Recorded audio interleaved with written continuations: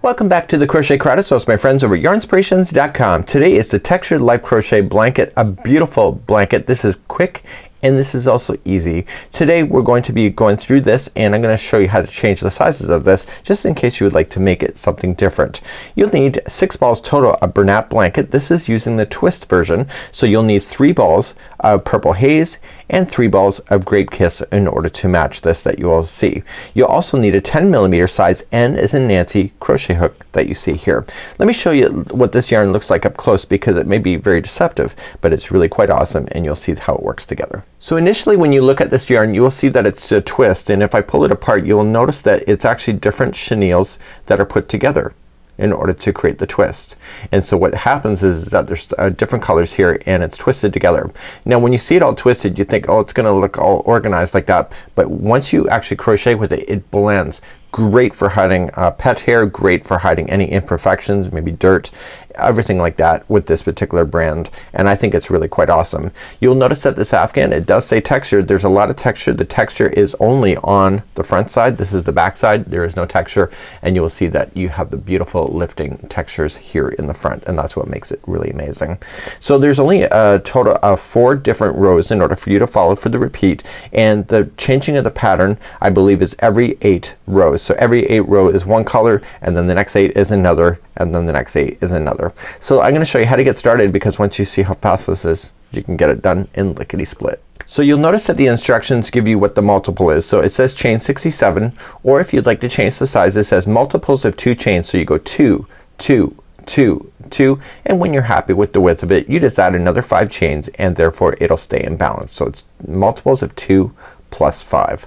So let's begin, and I'm just gonna do a small little mini sample with you because once you see how fast this is it's really easy to understand. So using your crochet hook I want you to create a slip knot. This is an easy level project.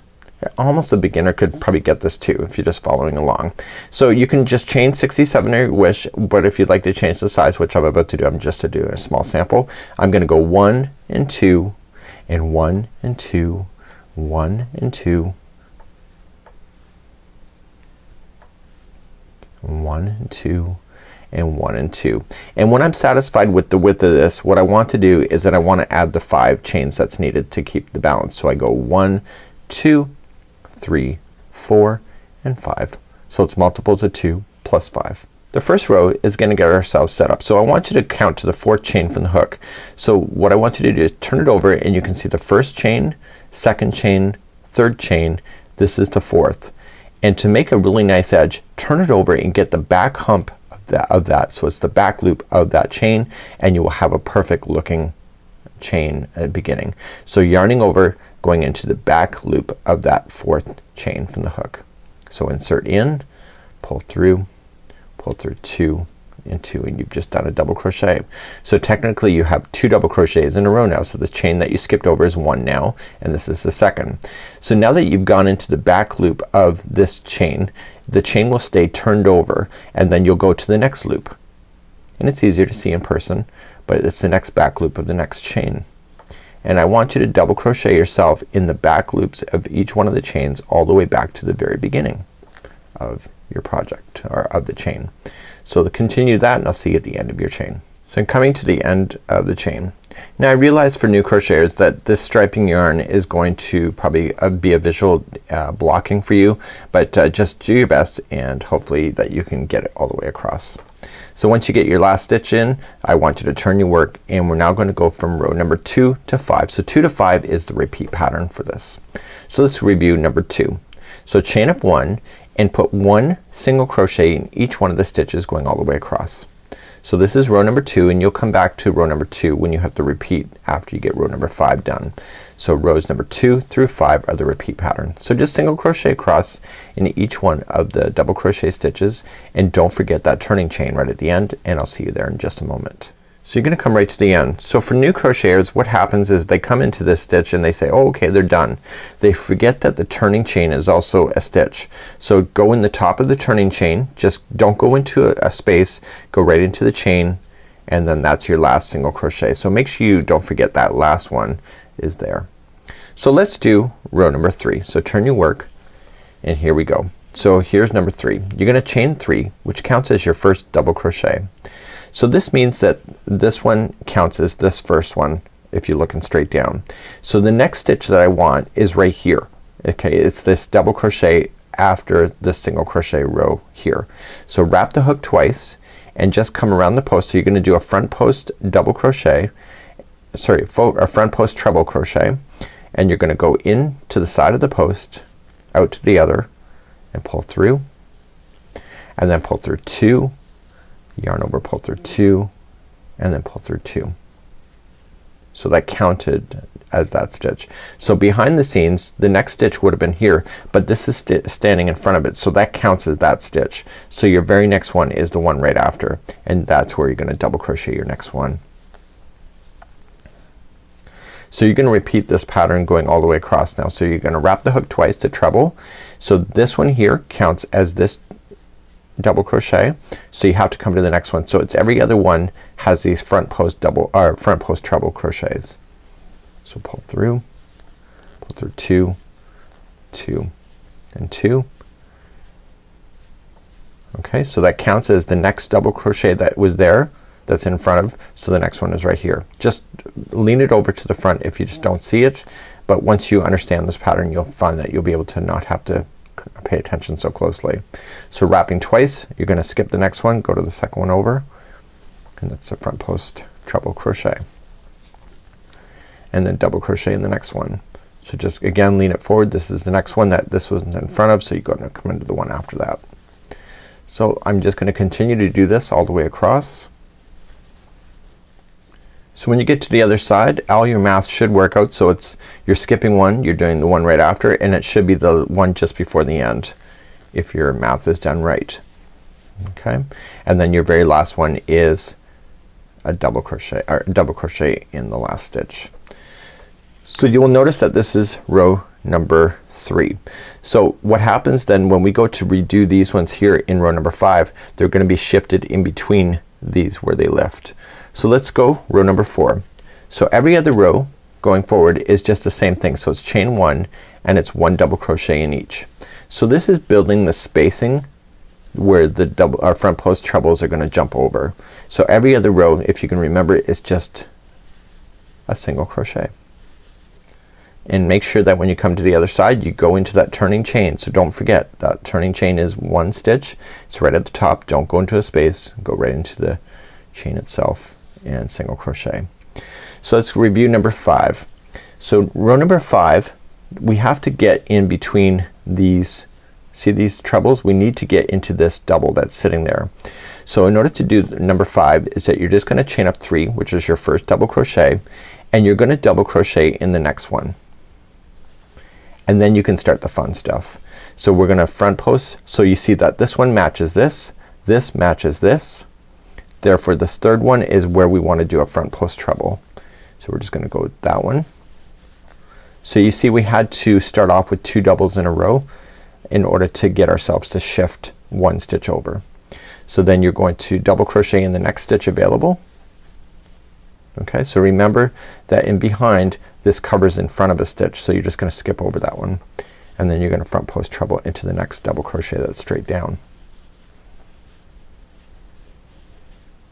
and then double crochet in the next, and keep doing that all the way across. Now you'll be able to see the stitches a lot easier because you've established the pattern already. Now when you get to the other side, okay, I've got my last front post treble here. See this one is here, so I know that the last 2 stitches are going to be a double crochet each. Okay, so that's in order to keep it in the balance. So row number 5, you will notice that the trebles are starting a little bit further in on both sides. So let's go back to row number 2. So it's repeating rows 2 to 5. So just chain up 1 and do 1 single crochet in each stitch all the way across, and then we will then go to number 3 after that. So finishing up row number 2, and then that final turning chain is also a stitch, so don't forget that. So let's turn our work and do number 3. So number 3, you see when we're here the treble is here, so therefore we have to start earlier than the last time that we were doing this on row number 5. So chain up 3 counts as your first double, and then the one straight down, the next one is your front post treble.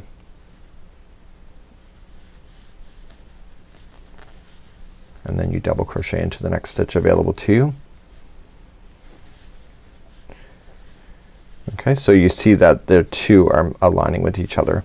So you just keep just filling in those front post trebles in between the existing ones that are already there in row number 5, and then you double crochet into the next. So this is row number 3 again, and I'll see you at the end of this row. So I'm coming to the end of row number 3. So the last stitch just before the end is the front post treble, and then you double crochet in the final stitch. Okay, so both sides are equal to each other. Turn your work. Row number 4 is the same thing as you know. It's just chain 1 and 1 single crochet into each. So do that across, and then I'll see you on number 5. Finishing up row 3, just coming right to the end. Don't forget the turning chain, and then that's it. So let's do number 5. So just chain up 3 counts as your first double. You're gonna double crochet in the next so that you can shift that trebles. Okay, so you'll be shifting it back into the middle where you see this other one down here, and you're gonna do that. So what I'm gonna do is that you just do what you already know at this point. So what I'm gonna do at the end of this row, we're gonna change our color. So every 8th row, rows, you're going to change the color. So in this case I've just did 2 repeats of 2 through 5. So what I can do, that's 4 rows each, so that equals 8. So what I would do is just change the color then to the new color, and I'm gonna show you how to do that just in case you're that new and you need to see how that's done. So I'll show you that in just a moment. So I'm coming up to the end of row number 5. So the final 2 stitches then are just a double crochet each in order to keep the balance. So at this point you've done now 8 rows. So let's just review on how to change this color out, and then you can just keep on changing when you want. To change color, just simply just trim your yarn. So you'll have the yarn tail, it's still on the loop. So I want you to pull this loop through, this existing one, and I want you to just weave it in and out of these stitches here for about at least 2 inches.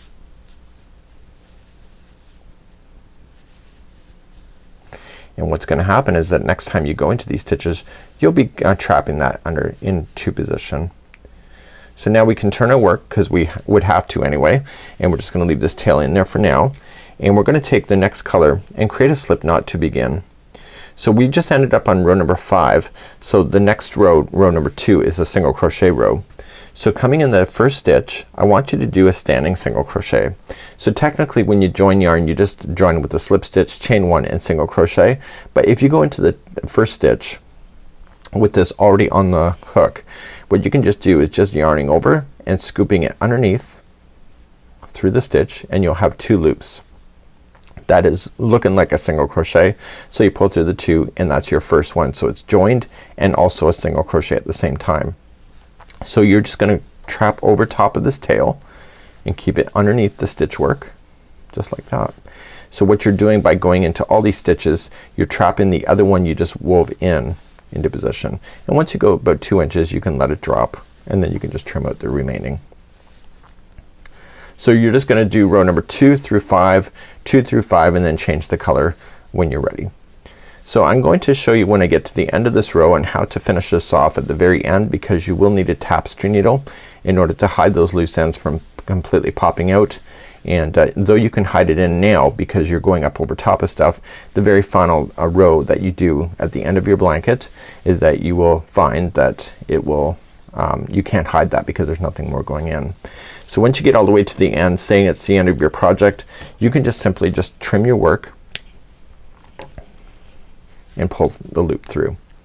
So at this point, even if you woven this in to this, it'll still fall out on you. So just grabbing a tapestry needle and just weaving it into the eye of the needle. Take this and just drag it up underneath the stitch work inside the same color. Stay towards the bottom side of the stitch.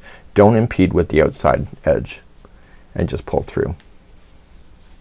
And when you pull it, don't pull it to the point where it's gonna warp the project. So give it a bit of slack the first time through, then choose a slightly different path and go back in the other direction from which you just came. And then finally, third time is a charm, just dragging it through a slightly different path back in the other direction one more time. Again, staying away from that outside edge completely so that you don't wreck the look of that. And once it's woven in 3 times, you can safely just trim this now right to the project, and this should never fall out on you. at all. And you'll want to do that with your starting strands as well. So just go back to the very start and just do that, and that's how you would complete this. So this here, any loose ends that you've been dragging up underneath, just pull on them, make sure they're nice and taut, and then you can safely trim those down too, and those should be out of the way and hidden, and because they're tucked away underneath some stitches, those should not fall out on you either. So until next time, it's Mikey on behalf of the Crochet Crowd. So is my friends over at Yarnspirations.com. This is the Textured Life Crochet Blanket. Bye bye.